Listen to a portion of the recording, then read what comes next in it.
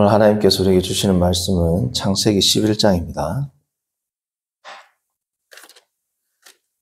창세기 11장 1절부터 9절 말씀입니다. 창세기 11장 1절부터 9절 말씀 한 절씩 교독합니다. 온 땅의 언어가 하나요, 말이 하나였더라. 예, 그들이 동방으로 옮기다가 시나이 평지를 만나 거기 거류하며 서로 말하되 자 벽돌을 만들어 견고히 굽자 하고 이에 벽돌로 돌을 대신하며 역청으로 진흙을 대신하고 또 말하되 자 성읍과 탑을 건설하여 그 탑 꼭대기를 하늘에 닿게 하여 우리 이름을 내고 온 지면에 흩어짐을 면하자 하였더니 여호와께서 사람들이 건설하는 그 성읍과 탑을 보려고 내려오셨더라. 여호와께서 이르시되 이 무리가 한 족속이요 언어도 하나이므로 이같이 시작하였으니 이후로는 그 하고자 하는 일을 막을 수 없으리로다. 자 우리가 내려가서 거기서 그들의 언어를 혼잡하게 하여 그들이 서로 알아듣지 못하게 하자 하시고 여호와께서 거기서 그들을 온 지면에 흩으셨으므로 그들이 그 도시를 건설하기를 그쳤더라. 그러므로 그 이름을 바벨이라 하니 이는 여호와께서 거기서 온 땅의 언어를 혼잡하게 하셨음이니라. 여호와께서 거기서 그들을 온 지면에 흩으셨더라. 아멘. 지난 시간 우리는 창세기 11장은 사실 창세기 10장보다 연대기적으로는 전의 일이다 말씀을 드렸습니다. 그런데 10장에서의 이 민족이 나뉘어지고 언어가 나뉘어지는 사건의 계기, 그 이유를 설명하기 위한 원인을 규명하기 위해서, 알려주기 위해서 기록된 것이 11장 1절부터 9절의 말씀의 기능이라고 말씀을 드렸죠. 근데 이 11장 1절부터 9절은 그러한 이유가 있는 것 외에 사실은 창세기 전체를 볼 때 매우 중요한, 아니 가장 중요한 전환점을 나타내주는 본문이라고 볼 수 있습니다. 11장 1절부터 9절까지가 창세기 1장에서 50장까지의 내용 가운데 인류의 전환점을 가져다주는 하나의 pivotal chapter. 그러니까 다시 말씀드리면 가장 중요한 사건의 국면의 전환을 국면의 전환의 내용을 담고 있는 내용이 11장 1절에서 9절이다. 이렇게 생각하실 수 있습니다. 아니 창세기 3장에 인류의 아담의 타락이 가장 큰 전환점을 가지고 온 것 아닙니까? 11장 1절에서 9절은 아담의 사건까지는 아닌 것 같은데 인류의 가장 큰 전환점은 사실은 원죄이지 않습니까? 그럼에도 불구하고 11장 1절부터 9절까지를 창세기 전체에서 가장 큰 사건의 전환, 국면의 전환을 가져오는 내용을 담고 있다고 이야기하는 이유는 다음과 같습니다. 먼저 유념해야 하실 것은 내용에 있어서는 가장 큰 전환점을 가져온 게 창세기 3장이 맞죠. 선악과 사건, 아담과 하와의. 그러나 지금 제가 말씀드리는 이 내용은 뭐냐면 내용에 있어서는 창세기 3장이 성경 전체에서, 인류 역사 전체에서 가장 큰 전환을 가져온 사건이긴 하지만 구조에 있어서 창세기라는 이 하나님의 성경의 말씀이 책으로 되어 있잖아요. 말씀으로 되어 있잖아요. 문학으로 되어 있지 않습니까? 그러면 이 구조와 사건을 배열하는 방식에 있어서는 내용이 아니라 다시 말씀드리지만 구조와 배열에 있어서는 가장 큰 전환점을 나타내주는 문학적 표지가 어디에 들어있다? 11장 1절에서 9절에 들어있다라는 겁니다. 자, 그게 무슨 의미냐? 첫 번째 이런 겁니다. 1장부터 10장까지의 모든 내용이 11장 1절에서 9절에 다 집약적으로 녹아져 있어요. 1장에서 10장까지의 내용들이 특별히 3장, 인류의 타락, 더 정확히는 3장부터 10장까지의 모든 내용이 어디에 녹아있다? 11장 1절에서 9절에 녹아있습니다.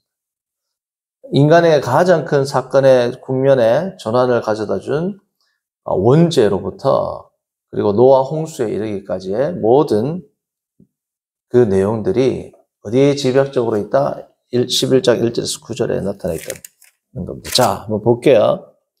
11장 이 부분을 표시를 해 놓으시고 3장을 보시면 우리가 잘 아는 하나님께서 인간을 향한 냉소적인 평가를 하는 장면이 나옵니다.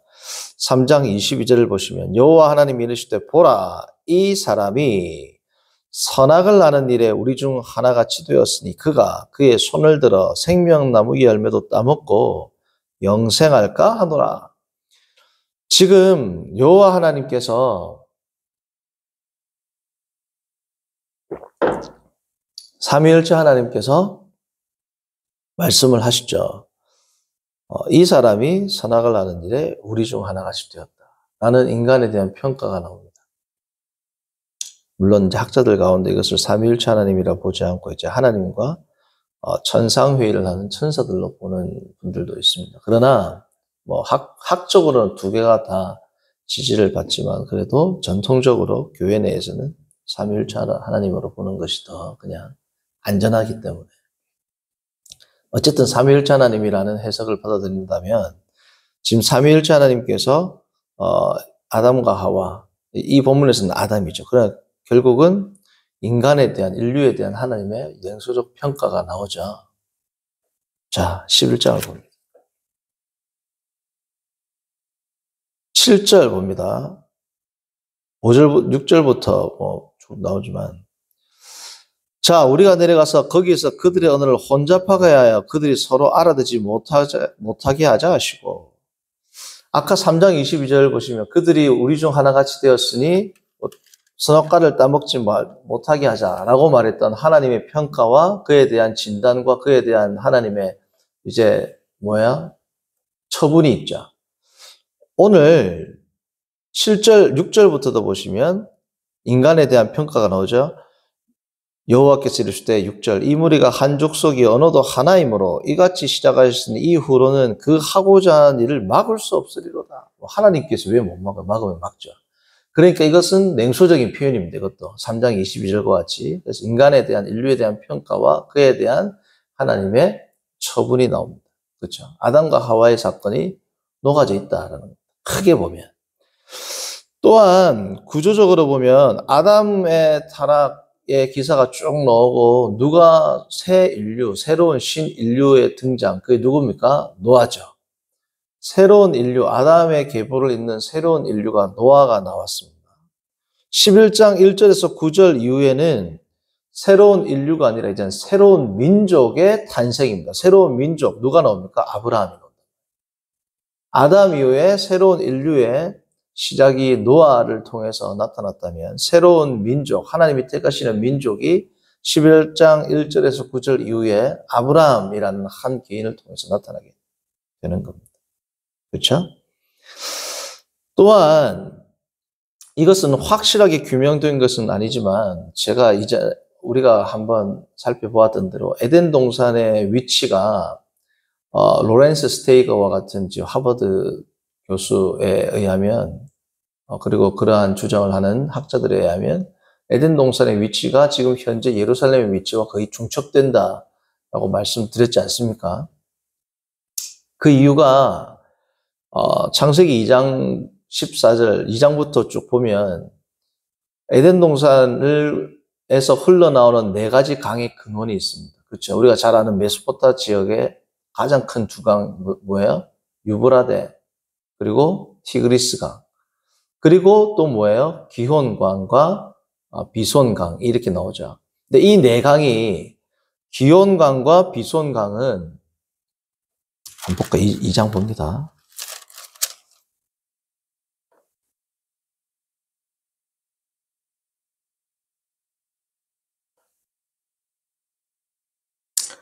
이 장 10절부터 강이 에덴에서부터 흘러나오죠.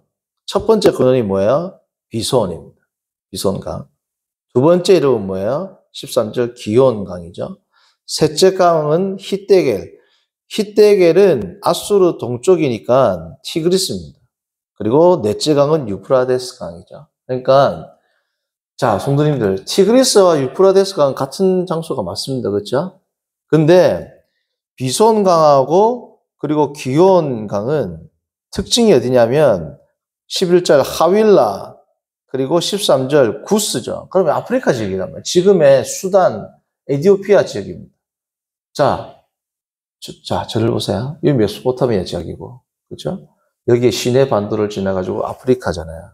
아프리카 한 요 정도 있단 말이에요. 지금 수단의 에티오피아 지역. 두 개의 지역이 같아요, 틀려요? 틀리죠? 그런데 이 틀린 지역 가운데 어디쯤이 그럼 에덴 동산이냐 이거죠, 원래. 이 창세기 2장 10절부터 내용을. 그런데 이게 지질학자들에 의하면 같은 판이었습니다. 원래 같은 판, 같은 대륙이었다는 거죠. 판 이론 아시죠? 대지질 격변에 의해서 이게 어떻게 틀어졌다는 거죠. 그러니까 원래 같은 대륙이라 보면 이 내강 근원의 중심점이 지금의 예루살렘 정도에 해당한다라는 겁니다. 자, 제가 이 말씀을 왜 드리냐면 에덴 동산의 위치가 예루살렘 위치와 거의 중첩이 되는데 오늘 창세기 11장 4절을 봅니다.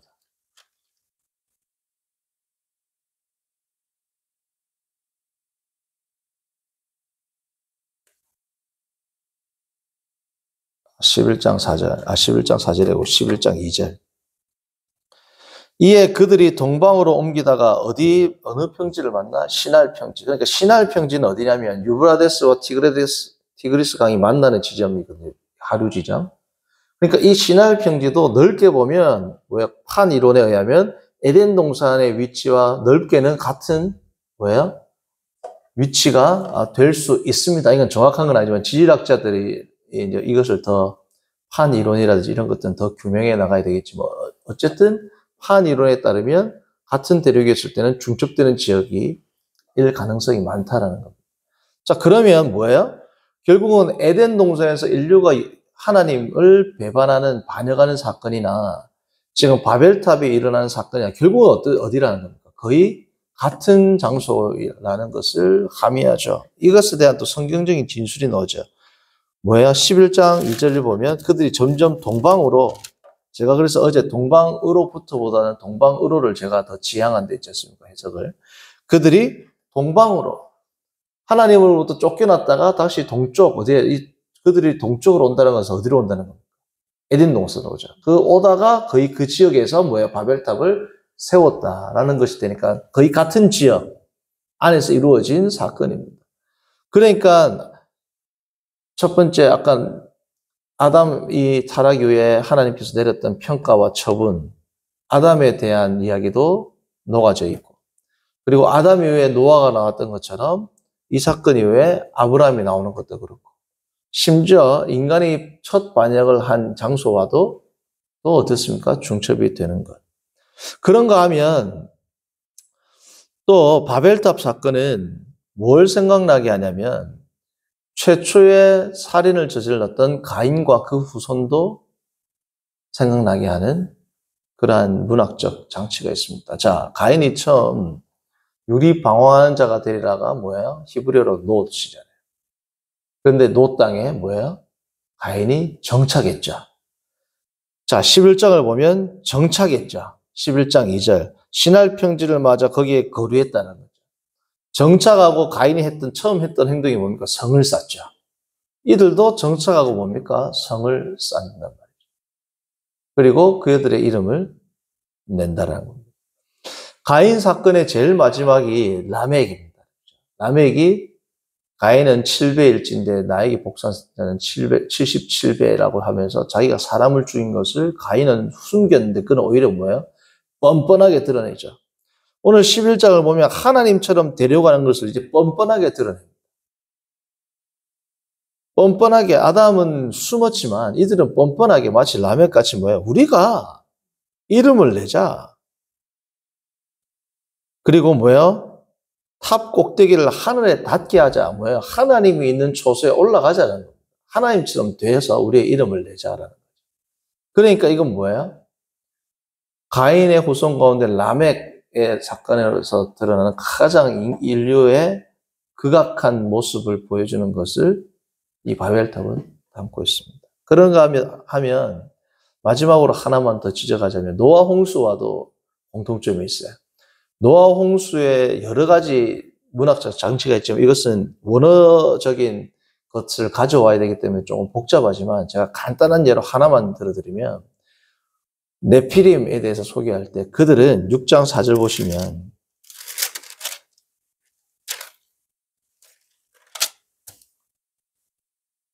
네피림에 대해서 보시면 이제 우리가 다가오는 주일 오후 예배 때 이제 네피림을 다루지 않습니까? 자, 네피림을 묘사할 때 가장 마지막에 무슨 단어가 나옵니까? 명성이 있는 사람이었더라. 다시 말하면 뭐예요? 이름이 있는 사람이라고. 자, 11장에서 무슨 내용이 나와요? 우리가 뭘 낸다? 이름을 낸다. 그러니까 이러한 공통점들이 창세기 3장부터 10장에 나오는 그 모든 아담 사건에서부터 노아 사건에 이르는 인간의 패역함과 부패함에 대한 집약적인 내용이 어디에 나온다? 11장 1절에서 9절에 녹아져 있다. 그러므로 하나님의 원시 역사 1장부터 11장까지의 내용에서 12장 하나님께서 이제 족장사를 통한 그 분기점에 이 사건이 기록되어 있는 것은 뭐예요? 하나의 뭐예요? 힌지, 우리로 말하면 꺽쇠. 여기서 여기로 넘어가는 그 분기점의 역할을 하는 그 본문이 11장 1절에서 9절이 된다라는 겁니다. 자, 이 창세기 전체에서 문학적 표지를 보았다면 지금부터는 뭘 보시냐면 11장 1절부터 9절 이 내에서 이 문맥을 보자는 겁니다. 이 구절을. 11장 1절에서의 구절은 아주 정교하게 교차 대칭 구조로 되어 있습니다. 교차 대칭. 그 말은 뭐냐? 1절과 9절, 2절과 8절 이런 식으로 뭐예요?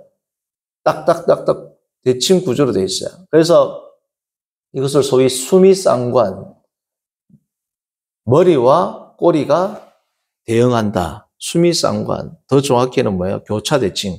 첫 번째, 마지막, 둘째, 마지막에서 둘째, 셋째, 마지막에서 셋째. 이런 식으로 쭉쭉쭉쭉 교차 대응을 한단 말이죠. 그러면 제일 전하고자 하는 핵심 메시지는 어디 있겠어요? 가운데 있습니다. 가운데. 자, 보시면 예를 들어 볼게요. 11장 1절 보시면 온 땅이라는 표현이 나옵니다. 온 땅. 그렇죠? 9절 보시면 뭐예요? 온 땅 나오죠. 온 땅. 찾았습니까? 2절에 보면은 거기서 나옵니다. 거기. 그렇죠? 8절 나오면 거기 나오죠. 3절에 보면 서로 말하되 자 하고 나오죠. 7절 보시면 뭐라고요? 자 하고 나온단 말이죠. 이게 히브리어로 보면 같은 표현입니다. 자, 우리가 뭐 하자 하는 게. 그러니까 1절, 9절, 2절, 8절, 3절, 7절 쭉 내려오면 딱 가운데가 어디냐? 5절에 나오는 여호와께서 내려오셨더라. 히브리어는 여호와께서 내려오셨더라가 제일 먼저 나오는 두 단어예요. 5절에 나오는 여호와께서 내려오셨더라가 뭐라고요? 11장 1절에서 9절 전체에 뭐라고요? 핵심 메시지입니다. 하나님께서 아담과 하와가 범죄하고 난 이후에 뭐예요? 찾아오셨죠. 내려오셨죠. 그런 것처럼 창세기 11장에서도 인류의 타락 이후에 여호와께서 뭐라고요? 내려오셨단 말이에요. 심판하러 오셨단 말이죠. 왜요? 그들의 언어, 민족이 하나인데 하나된 언어, 하나된 민족이 하나님을 섬기는 것이 아니라 비로소 그들이 하나님을 불렀더라. 셋의 후손들이 나왔지만 이들은 어떻습니까? 노아 이후에 자손들이 다시 신인류로부터 가장 경건한 노아의 후손들인데 다시 뭐예요? 맨 똑같다라는 거예요. 그러니까 어떻게 해야 돼요? 이걸 해결하기 위해서 하나님께서 이제 아브라함이라는 자를 통해서 민족으로 다시금 하나님의 구원에 대한 계획을 다시 시작하는 겁니다. 자, 어찌되었든 간에 그 노아의 후손들인데 다시 뭐 맹 똑같단 거죠. 그래서 하나님께서는 내려오셨습니다. 홍수로는 멸할 수 없으니까 하나님께서 약속하셨죠. 안 되겠다. 언어를 흩어버리겠다. 민족을 흩어버리겠다. 자, 언어와 민족을 흩으시는 이 하나님의 심판이, 이 심판의 회복이 어디에서 기술되어 있어요? 사도행전 2장에 나옵니다. 그렇죠? 자, 사도행전 2장과 바벨탑은 바벨탑에 대한 온전한 회복이 사도행전 2장에 기록되어 있습니다. 자, 첫 번째는 두 사건 모두 하나님께서 내려오셨죠. 오순절에는 성령의 형태로 하나님께서 내려오셨습니다. 형태라고 말하면 안 돼요. 성령께서 내려오셨죠. 성령의 형태로 이단됩니다. 그렇죠? 양태론이죠. 양태론. 성령으로, 성령 하나님께서, 정확히는 성령 하나님께서 내려오셨죠. 지금 11장에서도 하나님께서 내려오시고 사도행전도 하나님께서 내려오셨어요. 근데 반대입니다. 11장은 심판이고 사도행전 2장은 뭐예요? 복 주시기 위해서. 가장 신령한 은사인, 은혜인 성령께서 우리 각자의 심령에 내주하시고, 그리고 온전한 회복과 구원을 위해서 내려오신 영, 성령께서 오셨고, 창세기는 심판으로 오셨고, 두 번째는 온 땅이 하나였습니다. 그렇죠? 창세기 보면 온 땅이 하나고, 온 땅의 언어가 하나고, 그리고 뭐예요? 말이 하나다라는 건 뭐예요? 같은 언어를 쓰는 민족이었다는 거죠. 그렇죠? 민족이 나누어지지 않았습니다. 이거는 10장에 나오잖아요. 왜요? 바벨탑 사건을 근거로. 사도행전 2장은 뭐예요? 온 땅의 민족들이, 그러나 이 온 땅의 민족은 당연히 유대인이었지만, 어찌되었든 간에 온 땅의 민족들이 예루살렘으로 모여야 한 거예요. 11장은 한 민족이 온 땅으로 흩어졌다면 온 땅에 흩어진 하나님의 백성들이 한 곳으로 모이는, 예루살렘으로 모이는, 지금 예루살렘과 지금 여기 나오는 시날 평지와 에덴 동산이 많이 중첩되는 지역이라고 했지 않습니까? 같은 지역에서 흩어지고 같은 지역으로 모이는 겁니다. 세 번째는 언어가 뭐예요? 흩어졌죠. 사도행전은 언어가 뭐예요? 모이죠. 왜요? 다 다른 말인데 방언을 하는데 다 알아들어 못 알아들어. 다 알아듣죠. 그러니까 언어가 각자 언어지만 결국은 하나하고 똑같아요. 이 사람은 일본 말하고 이 사람은 미국 말하는데 알아듣는단 말이죠. 결국은. 어떻게 알아듣는다? 하나님의 큰 일을 선포하는 겁니다. 각자 나라의 말로 뭘 이야기한다? 하나님의 큰 일을 선포하는 언어의 통합이 일어난다는 거죠. 그리고 마지막으로는 이 바벨탑을 통하여 흩어집니다. 이제 온 민족으로. 그렇죠? 사도행전도 모였지만 어떻게 돼요? 다 흩어지죠. 창세기에서 흩어진, 지금 11장에서 흩어지면 징계입니다. 심판입니다.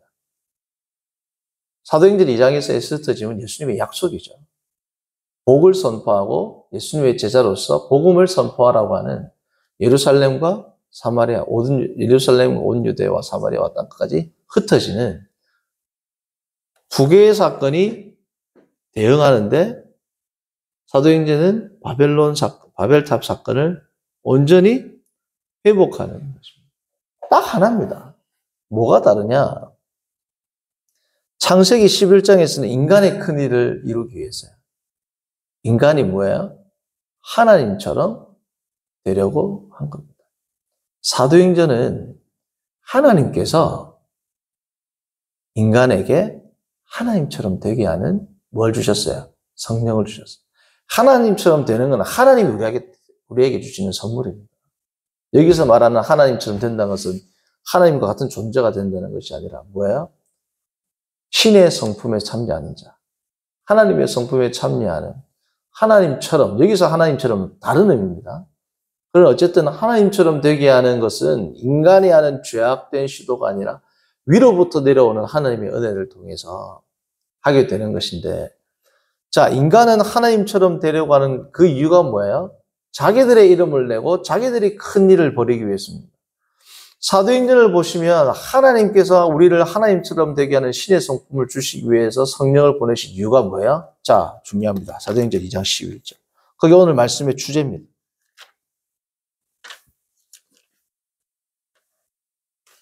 하나님이 성령에 내려오셔가지고 그들이 위대한 지금 기적이 일어납니다. 모든 나라의 각국 언어를 이야기하는데 각국 언어로 통일된 이야기를 하는 겁니다. 자, 성도님들 절 보세요. 창세기 11장에는 하나의 언어로 통일된 말을 했죠. 뭐? 탑을 쌓고 하나님처럼 되자. 지금은 각국 언어인데 언어의 통합이 일어난다고 했습니다. 어떻게 해요? 하나의 내용을 이야기하는 겁니다. 자, 그 하나의 내용이 뭐냐? 11절입니다.